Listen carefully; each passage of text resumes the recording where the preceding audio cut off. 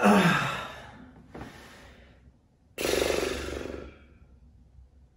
wish someone told me about this before I started knitting a sweater.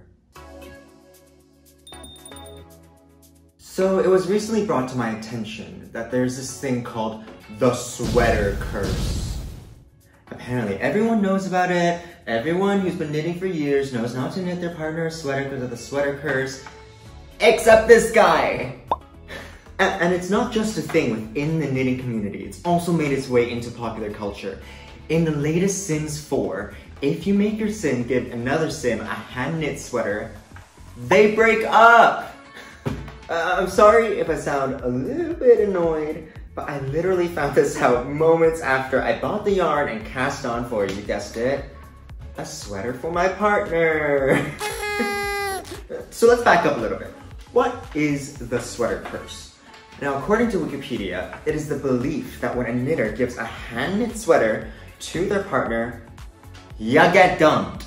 Or it's the belief that you will get dumped before you even finish the sweater. So, in other words, your partner might get a little bit nitpicky and start needling you about the sweater and then drop you like a stitch and cast you off to one side. Apparently, there are actually 6 pretty reasonably sounding explanations as to why the sweater curse exists. So let's break it down, shall we? Reason number 1, unlucky timing.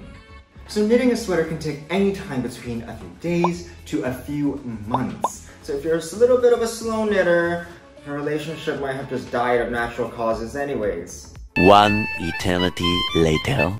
Done! Where'd you go? Reason number 2, rescue mission. This explanation argues that the knitter can sense subconsciously that something's already wrong in the relationship. So you do this grand gesture of knitting a sweater trying to save it. Reason number 3, catalyst for analyzing the relationship.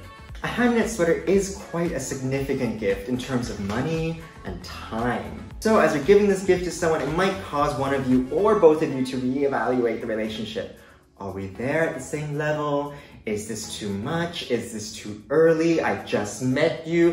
Who are you? Please stop giving me hand-knit sweaters. I gotta get you a gift or something. Sometimes the best gift is the gift of never seeing you again. Reason number 4, aversion. There seems to be some connotation that all sweaters are itchy or are tacky. You make fun of if you wear it at work. Only your grandma gives you sweaters. So some people might just not want a sweater as a gift.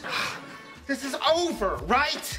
Reason number 5, misdirected attention. Now, I may be a little bit guilty of this. This is when the knitter loves their gift a little bit too much and they start pestering the recipient about the gift.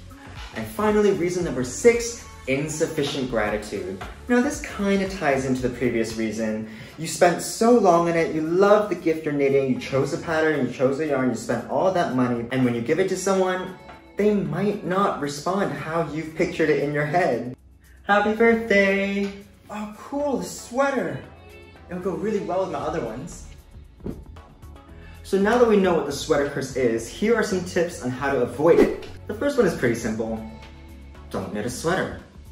Try to assess where you guys are in your relationship first. Are you very, very serious, or are you just starting out? If you're just starting out, maybe don't knit something that's so expensive and time-consuming like a sweater. Start with like a hat or a scarf.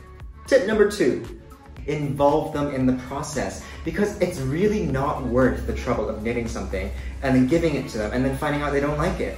Tip number 3, when you are hanging out together, don't knit. I know for all of us, knitting is super addictive, it's therapeutic, it's a little escape right now, but if you think about it, it is actually pretty rude if you guys decided to spend the day together and all you're doing is sitting there knitting. Raise your hand if you're guilty of that though. Tip number 4, pick something unisex or something that you might like to wear as well. So if your relationship does end before you finish it, at least you got a cute new sweater out of it. So that's it. That's the sweater curse and how to defeat it. I hope you had fun watching this video, whether if you knew about the curse already or not. Question of the day. Have you or anyone you know ever experienced the sweater curse? Please let me know down in the comment section. I would love to know more. Thank you so much again, guys. Please consider subscribing, liking, and sharing this video. Here's a link to the last video I uploaded, and here's a link to subscribe. I really appreciate all of your support. We hit over 100 subscribers, which isn't a huge ton, but it makes me really happy. Hopefully I'll see you guys all again soon. Bye!